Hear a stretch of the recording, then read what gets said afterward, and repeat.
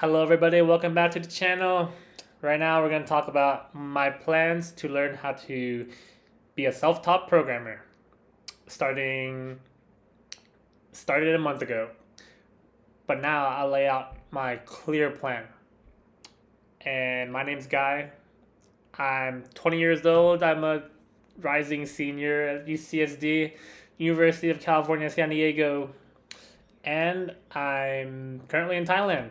And now I'm in Chiang Mai. Beautiful Chiang Mai. Look at these trees, and it's much better than Bangkok. The air is fresh and doesn't smell like trash. But anyways, so let's start with what I'm gonna do. Basically, I watch a bunch of YouTube videos and have come to a conclusion. Originally, I thought I was gonna do HTML, CSS, JavaScript framework, and then go from there. But now I realize I gotta prepare for my class at UCSD as well. I'll be taking a lot of CSE classes starting next fall. I decided to take advantage of this opportunity at my school.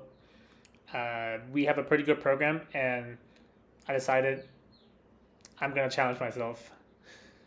So, well, I do know that in my classes we'll be using Java and doing stuff with that. So we won't be, at least for my next quarter, we won't be doing much front end web development stuff. Basically, they'll expect me to know the basics of programming, probably more than the basics, and I'm looking into getting a head start, hopefully. Basically, I'll be needing to get a good handle of a programming language, so I've chosen Python. But let me go over what I've done the past month since I started. So this past month, I studied basic HTML and CSS, so I can kind of make a web page, kind of not that well, but uh, after that I took like an hour of JavaScript courses, so I kind of know how to link together. So it's kind of cool. I'm using Team Treehouse, by the way.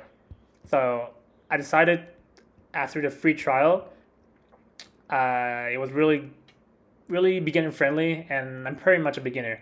So I've only taken one CS class, and that was over a year ago, and I forgot basically everything. So I'll be learning Python. I've already done about like five-ish hours, and I've been using Team Treehouse, which has been really good for beginner. Basically, I decided to do Python because it it basically what I've deduced from talking to people and watching YouTube videos is that you should just get a good grasp of a programming language, and then you'll be able to transfer those skills when you learn a new one.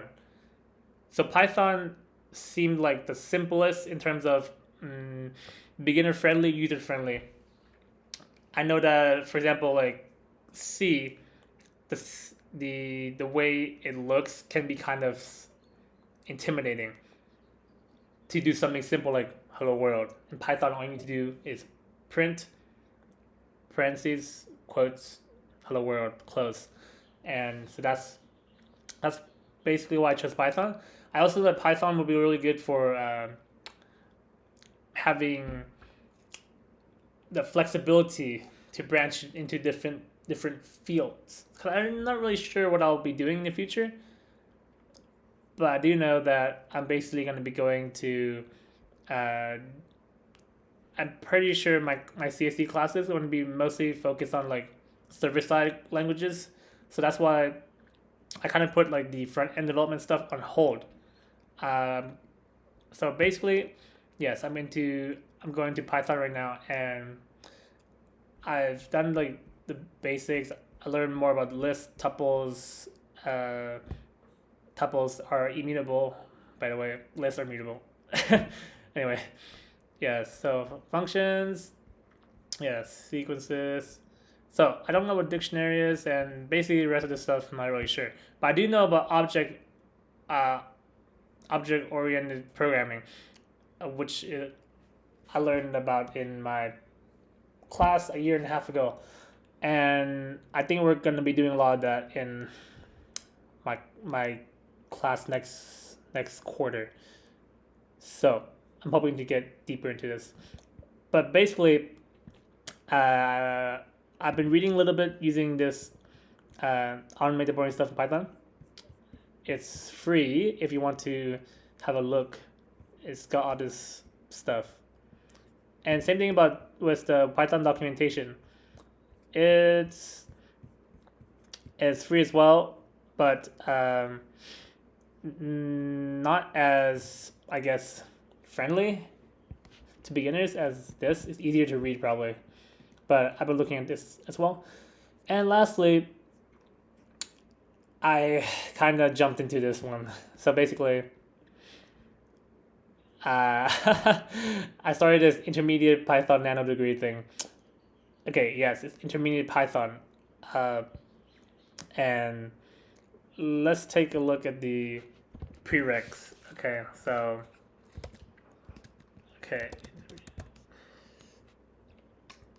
Basically, I realized that the reason I got it was because it was on sale for 2 months. So it's supposed to only take 2 months, but I'm at 10 hours a week roughly. And prereqs are run basic programming scripts, read basic Python syntax, basic familiarity with Python object-oriented programming, and knowing basic Python basically. Yeah, I think it's gonna be a challenge for sure.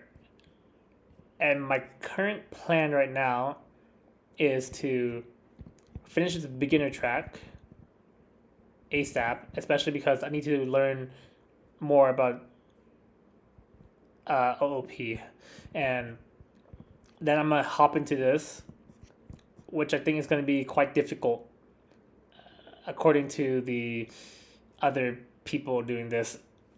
So we'll see what happens, but yeah, that's my plan, and I guess I'll keep you all updated with this Udacity program.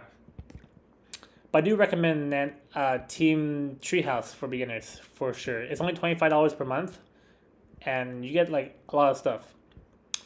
Okay. Basically, this Python.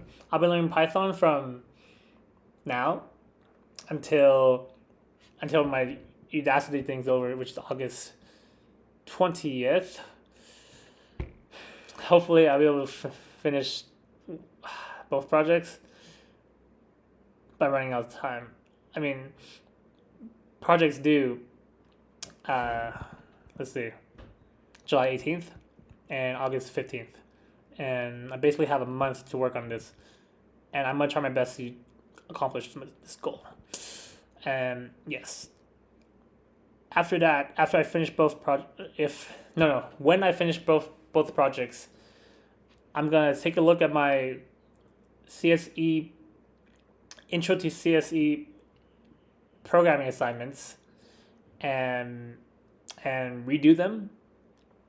And then I'm going to take a look into Java because my school starts in the end of September. So I'll have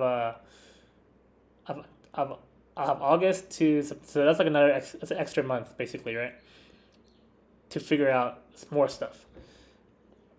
So Python it is. I'll be trying to post some more about this, but thank you so much for watching, and see you in the next video.